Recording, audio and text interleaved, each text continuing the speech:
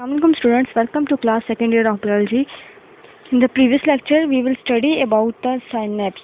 ठीक है, previous lecture में हम लोगों ने साइनेप्स के बारे में पढ़ा था कि जो साइनेप्स होता है वो एक ऐसा पॉइंट होता है, एक ऐसा जंक्शन होता है जो हमारे पास बिटवीन टू न्यूरॉन्स होता है. ठीक है, एक न्यूरॉन का एक्सॉन पार्ट होता है, एक्सॉन टर्मिनल होता है, और दूसरे न्यूरॉन का जो डेंड्राइट्स होता है, इसके दरमियान में एक पॉइंट है, एक जंक्शन है जिसको साइनेप्स कहते हैं. Then further types of synapse भी पढ़ा है, इलेक्ट्रिकल साइनेप्स के बारे में एंड केमिकल साइनेप्स के बारे में. ठीक है, आज हम पढ़ते हैं transmission of nerve impulses across synapses के ये जो नर्व इम्पल्सेस होती हैं, ठीक है, ये जो हमारी बॉडी का जो मैसेज कन्वे होता है, ठीक है, ये साइनेप्स से कैसे पास होता है. ठीक है, कैसे हमारी बॉडी में ये जो मैसेजेस होते हैं ये पास होते हैं from one neuron to another neuron.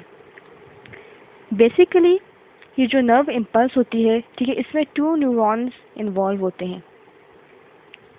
ठीक है, एक न्यूरॉन का जो पार्ट होता है, फॉर एग्जांपल एक न्यूरॉन ये है एंड एक न्यूरॉन ये है. ठीक है, एक न्यूरॉन का जो पार्ट होता है वो एक्सॉन टर्मिनल इसमें इन्वॉल्व होता है, और जो दूसरा न्यूरॉन होता है उसकी डेंड्राइट्स का रीजन इन्वॉल्व होता है. ठीक है, इन दोनों के दरमियान में एक स्पेस होती है. ठीक है, एक पॉइंट होता है, एक जंक्शन होता है जिसको कहते हैं साइनेप्स.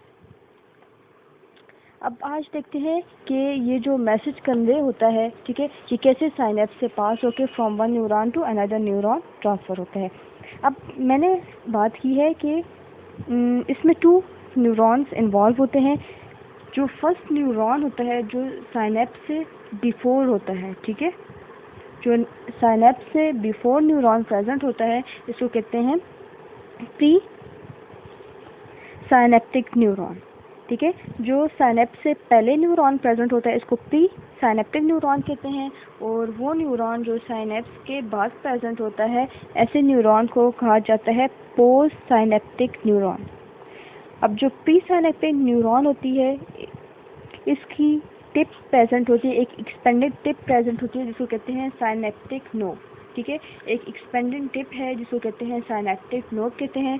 इसका ये साइटोप्लाज्म होता है. ठीक है, ये जो एरिया सारा प्रेजेंट है ये साइटोप्लाज्म होता है, और इसके साइटोप्लाज्म में साइनेप्टिक वेसिकल्स प्रेजेंट होते हैं. ठीक है, और यही जो साइनेप्टिक ये जो बिल्कुल नोब्स के अंदर बहुत से वेसिकल प्रेजेंट होते हैं जिनको साइनेप्टिक वेसिकल कहते हैं, और ये जो साइनेप्टिक वेसिकल्स होते हैं इनके अंदर 10,000 मॉलिक्यूल्स ऑफ न्यूरोट्रांसमीटर प्रेजेंट होते हैं. ठीक है, अब ये जो साइनेप्टिक वेसिकल है इसके अंदर 10,000 molecules of neurotransmitter are present. अब ये एक साइनेप्टिक वेसिकल है. अब जितने भी वेसिकल्स हैं, ठीक है, इन सब वेसिकल्स के अंदर न्यूरोट्रांसमीटर मॉलिक्यूल्स प्रेजेंट होते हैं. अब मैसेज कैसे कन्वे होता है, जब एक्शन पोटेंशियल जनरेट होती है. ठीक है, जब जो मेम्ब्रेन है, प्लाज्मा मेम्ब्रेन है, वो डीपोलराइज हो जाती है. उसके डीपोलराइज होने की वजह से वोल्टेज गेट्स ओपन होते हैं. ठीक है, जब वोल्टेज गेट्स ओपन होते हैं तो यहाँ से क्या आता है, कैल्शियम आयंस. कैल्शियम आयंस आते हैं और ये जो साइटोप्लाज्म वाला एरिया है यहाँ पे आके फिलअप होना स्टार्ट हो जाते हैं.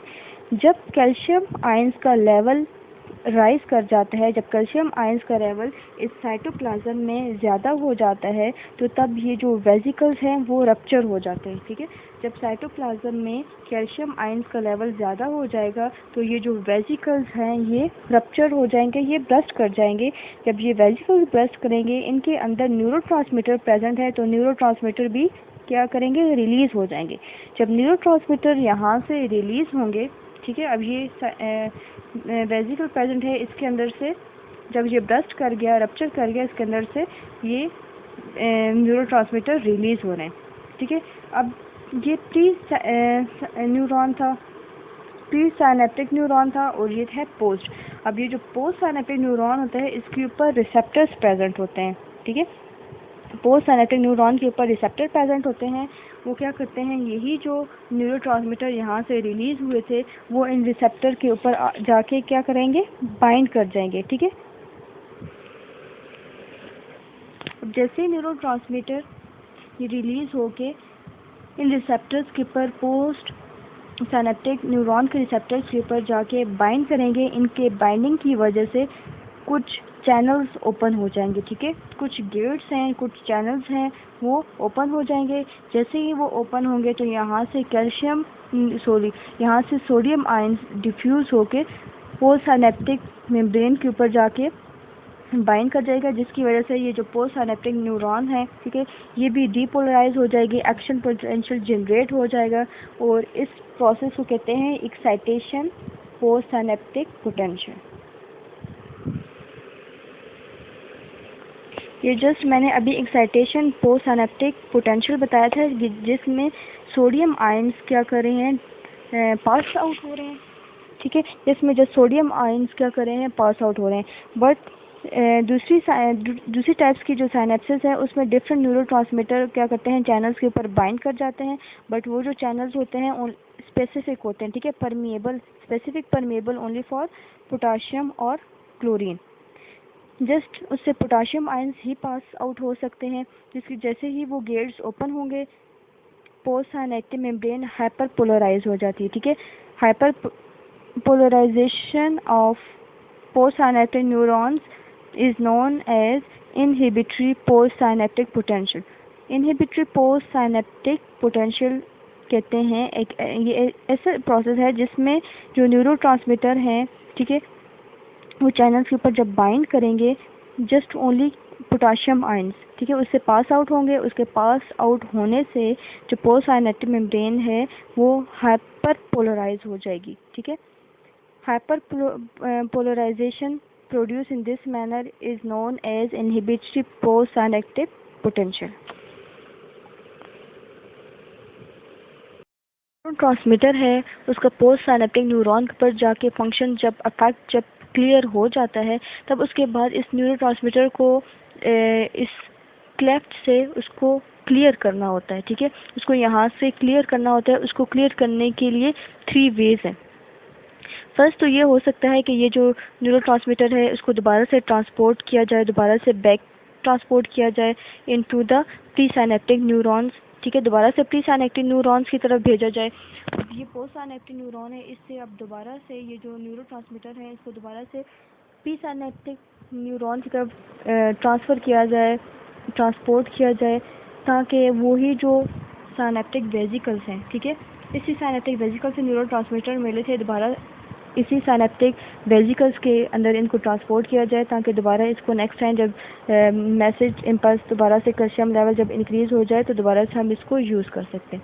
या तो फिर ऐसा हो सकता है कि इसको दोबारा से ट्रांसपोर्ट किया जाए इनटू द न्यूरोंग्लिया, ठीक है। अब न्यूरोंग्लिया सेल्स हैं, इनको ग्लाइल सेल्स भी कहा जाता है। अब ये जो ग्लाइल सेल्स होते हैं ये नॉन न्यूरोनल सेल्स होते हैं, ठीक है। अब ये जो नॉन न्यूरोनल सेल्स होते हैं ये सेंट्रल नर्वस सिस्टम में भी प्रेजेंट होते हैं और पेरिफेरल नर्वस सिस्टम में भी प्रेजेंट होते हैं। Central nervous system it's mean brain और स्पाइनल कॉर्ड में भी प्रेजेंट होंगे और पेरिफेरल नर्वस सिस्टम में भी प्रेजेंट होंगे। अब इनका फंक्शन क्या होता है, that do not produce electrical impulse, ये इलेक्ट्रिकल इम्पल्स को प्रोड्यूस नहीं होने देते और ये जो न्यूरॉन्स होते हैं उनको सपोर्ट करते हैं और उनको प्रोटेक्शन प्रोवाइड करते हैं। अब या तो फिर फर्स्ट ये था कि दोबारा से प्री सिनेप्टिक न्यूरॉन की तरफ ट्रांसफ़र किया जाए ताकि दोबारा से ये सिनेप्टिक वेसिकल्स के अंदर पैक्ट हो जाए और दोबारा हम लोग नेक्स्ट टाइम इसको यूज़ कर सकते हैं। या तो फिर इनको न्यूरोंग्लिया की तरफ ट्रांसफ़र किया जाए, ठीक है, ट्रांसपोर्ट किया जाए ताकि इसको एज अ फ्यूल यूज़ कर सकें, ठीक है। And it's third function and this third is by enzymes, ठीक है। या तो फिर कुछ एंजाइम्स हैं, ठीक है, कि न्यूरोट्रांसमीटर को रिमूव करने के लिए कुछ एंजाइम्स हैं, वो क्या करेंगे, न्यूरोट्रांसमीटर को इस पोस्ट सिनेप्टिक न्यूरॉन से उसको क्लियर आउट कर लेंगे। अब इसके लिए हाइड्रोलाइजेशन ऑफ न्यूरोट्रांसमीटर के लिए जो एंजाइम्स इन्वॉल्व हैं उसके लिए क्या है, एसिटाइल कोलिन, ठीक है। अब एसिटाइल कोलिन एंजाइम्स है, इसको यूज़ करके वो जो न्यूरोट्रांसमीटर हैं जो पोस्ट सिनेप्टिक न्यूरॉन्स के ऊपर आ चुके हैं वो एंजाइम्स यूज़ करके इसको न्यूरोट्रांसमीटर को वहाँ से क्लियर अप किया जा सकता है ताकि जब सेकंड नर्व इम्पल्स जनरेट हो तो वो न्यूरोट्रांसमीटर को दोबारा से उधर ट्रांसफ़र कर सकें। आज हमने ट्रांसमिशन के बारे में पढ़ा था कि ये जो फर्स्ट ट्रांसमिशन में यही है कि 2 न्यूरॉन्स हैं, post synaptic neurons and pre synaptic neuron and post synaptic neuron. Pre synaptic neurons के यहाँ पे साइनेप्टिक नोड प्रेजेंट है। इसका जो साइटोप्लाज्म है, साइटोप्लाज्म के अंदर वेसिकल्स प्रेजेंट होते हैं जिसको साइनेप्टिक वेसिकल्स कहते हैं, और इन वेसिकल्स के अंदर न्यूरोट्रांसमीटर प्रेजेंट होते हैं। अब जब नर्व इम्पल्स आती है, यहाँ पे कैल्शियम आयंस जब ज़्यादा हो जाते हैं, कैल्शियम आयंस के ज़्यादा होने की वजह से ये जो वेसिकल्स हैं ये ब्रस्ट कर जाते हैं। जब ये वेसिकल्स ब्रस्ट करेंगे तो यहाँ से न्यूरोट्रांसमीटर रिमूव होंगे। अब यही जो न्यूरोट्रांसमीटर जब यहाँ से रिमूव हो रहे हैं, ये पोस्ट साइनेप्टिक न्यूरॉन्स के यहाँ पे रिसेप्टर्स प्रेजेंट हैं, उनके ऊपर जाके क्या करेंगे, बाइंड कर जाएंगे। ये जैसे यहाँ पे बाइंड होंगे तो इसकी वजह से चैनल्स ओपन हो जाते हैं। ठीक है, जब ये चैनल्स ओपन होंगे तो यहाँ से जो सोडियम आयंस हैं वो भी डिफ्यूज़ होकर पोस्ट साइनेप्टिक न्यूरॉन के ऊपर आएंगे, जिसकी वजह से पोस्ट साइनेप्टिक जो न्यूरॉन है वो भी डीपोलराइज हो जाएगा, एक्सियल पोटेंशियल जनरेट होगी और मैसेजेस इस तरह ट्रांसफ़र होते रहेंगे। नेक्स्ट एक्साइटेशन के बारे में पढ़ा था। ठीक है, जब यहाँ पे आएंगे तो इस प्रोसेस को एक्साइटेटरी पोस्ट साइनेप्टिक न्यूरॉन कहते हैं, बट कुछ ऐसे साइनेप्सिस हैं, ठीक है, जो स्पेसिफिक होते हैं। ठीक है, उनके स्पेसिफिक चैनल्स होते हैं, जैसे कि उसके पोटाशियम आयंस के लिए। ठीक है, जस्ट एक स्पेसिफिक चैनल्स हैं, जब वो ओपन होंगे तो ये जो पोस्ट साइनेप्टिक न्यूरॉन है ये हाइपर पोलराइज हो जाएगा, और इस प्रोसेस, इस मैनर को कहते हैं इनहिबिटरी पोस्ट साइनेप्टिक पोटेंशियल। अब जो न्यूरोट्रांसमीटर अब यहाँ पे आ चुके हैं, अब इनको यहाँ से क्लियर आउट करने के लिए मैंने अभी जो 3 वेज बताए हैं, फर्स्ट तो इनको दोबारा से बैकवर्ड ट्रांसफ़र करें, या फिर न्यूरोग्लिया की तरफ ट्रांसपोर्ट करें, या तो फिर क्या करें, एंजाइम्स यूज़ करें और यहाँ से इसको क्लियर अप किया जा सके।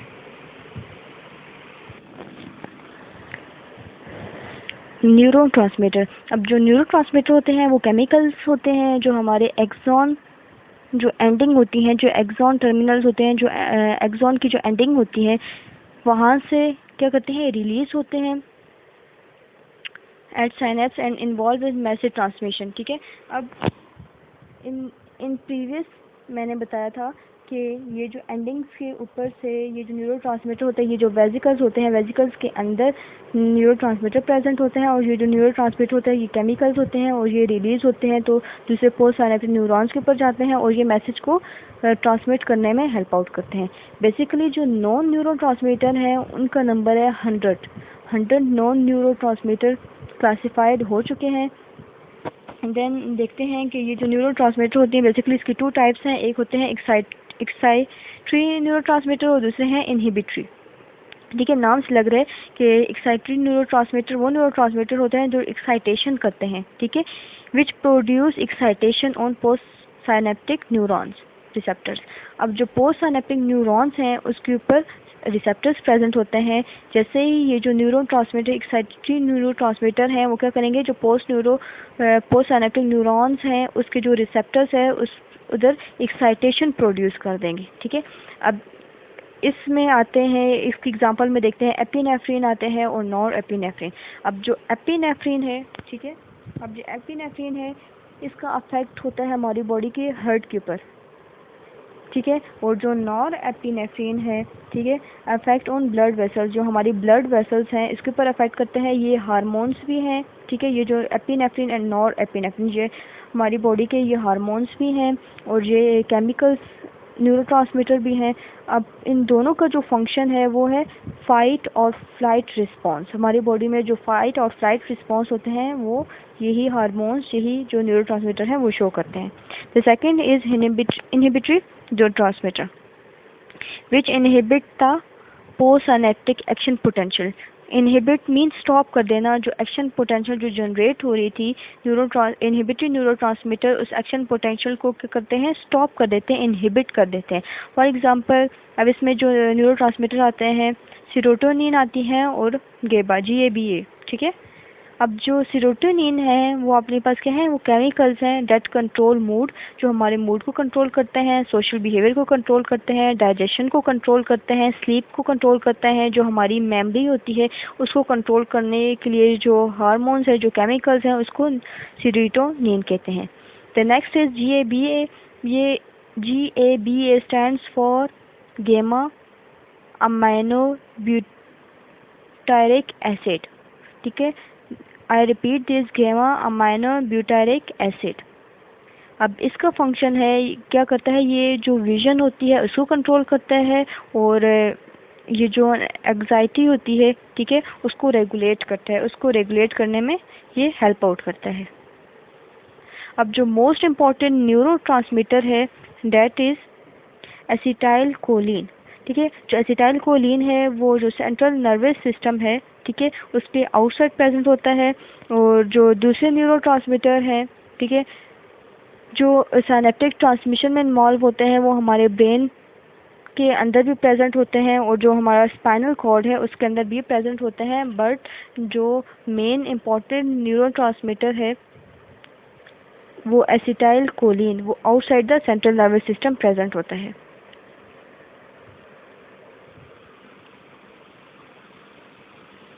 Topic is human nervous system, ठीक है। अब ह्यूमन नर्वस सिस्टम की बात की जाए तो अगर जितने भी एनिमल्स हैं, ठीक है, from from flatworms to chordates, अगर फ्लैटवर्म से लेके कॉर्डेट्स तक बात की जाए, जो ह्यूमन होते हैं उनका जो नर्वस सिस्टम है वो मोस्ट एडवांस्ड फॉर्म होता है इन सब में से। अब जो ह्यूमन नर्वस सिस्टम है, ठीक है, it consist of central nervous system है एंड पेरिफेरल नर्वस सिस्टम। जो ह्यूमन का नर्वस सिस्टम है वो टू के ऊपर कंसिस्ट करता है, central nervous system and peripheral nervous system. अब जो सेंट्रल नर्वस सिस्टम होता है it consist of brain and spinal cord. अब जो सेंट्रल नर्वस सिस्टम है वो कोऑर्डिनेशन में इन्वॉल्व होता है, वो हमारे बॉडी की जितनी भी कोऑर्डिनेटिंग सेंटर, उसको कोऑर्डिनेटिंग सेंटर कहा जाता है, वो कोऑर्डिनेशन में इन्वॉल्व होता है। वाइल ये जो पेरिफेरल नर्वस सिस्टम होता है it provide communication among receptors, central nervous system and effectors।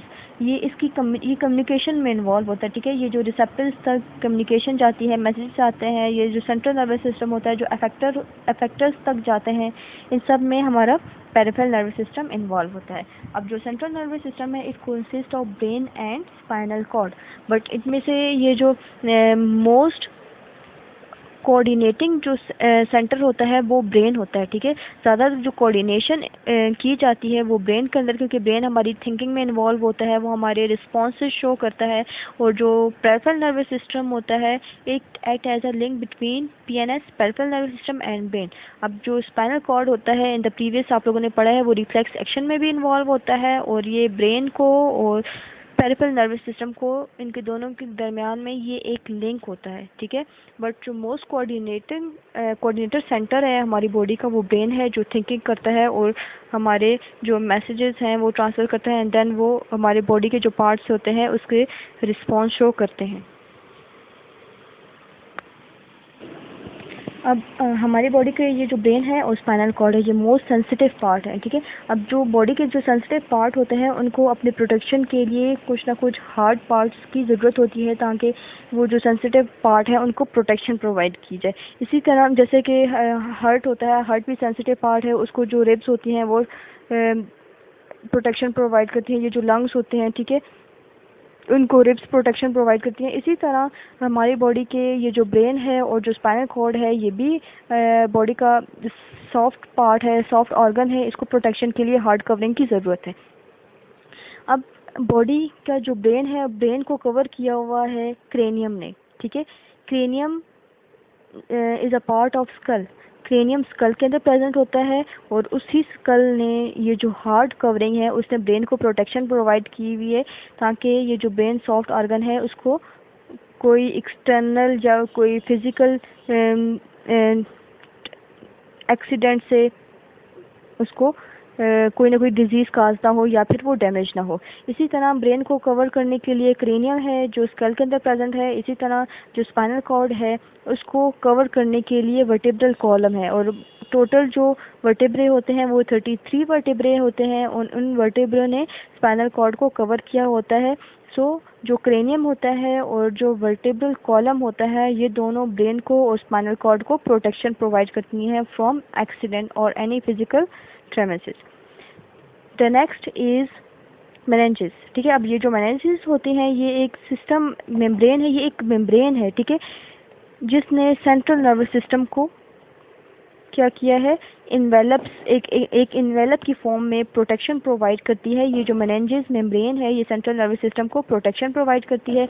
अब ये जो मेनिंजेस है ये बेसिकली ये 3 लेयर्स होती हैं। First is dura mater, second is arachnoid matter and the third is पिया मैटर। अब ये जो 3 मेम्ब्रेन्स हैं ये सेंट्रल नर्वस सिस्टम को प्रोटेक्शन प्रोवाइड करती हैं।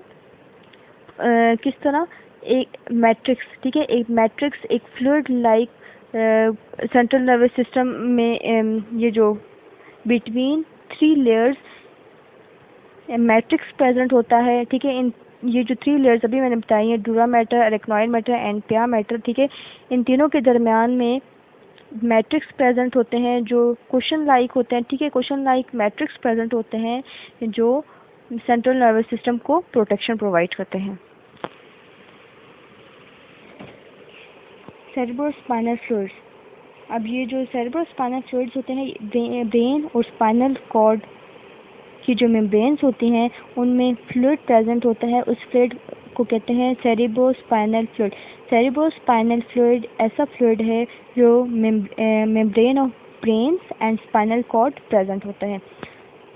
अभी मैंने ब्रेन की ये जो मेनिंजेस है इसकी 3 लेयर्स बताई थी, ठीक है। फर्स्ट इज़ ड्यूरा मैटर था, second arachnoid matter and third is पिया मैटर। बट ये जो सेरेब्रोस्पाइनल फ्लूइड होता है ये प्रेजेंट होता है बिटवीन पिया मैटर एंड अरेक्नॉइड मैटर। इन दोनों के दरमियान में एक फ्लूइड प्रेजेंट होता है जिसको कहते हैं सेरेब्रोस्पाइनल फ्लूइड।